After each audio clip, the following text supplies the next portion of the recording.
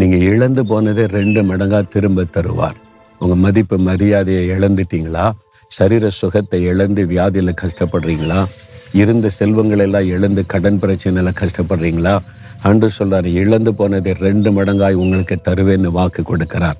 நீங்கள் விசுவாசிப்பீங்கன்னா கட்டாயம் அந்த ஆசீர்வாதம் உங்களுக்கு உண்டாகும். என்றைக்கு? அவர் சொல்கிறார், இன்றைக்கே. அப்போ இன்றையிலேருந்து அந்த ஆசீர்வாதம் ஆரம்பிச்சிடும். 2 மடங்கு ஆசீர்வாதம். விசுவாசிக்கிறீங்களா?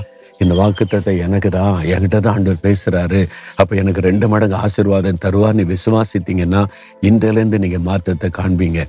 அதுக்காக ஜெபிக்கலாமா? கண்களை மூடி ஒரு நிமிஷம் ஆண்டவரை பாருங்கள்.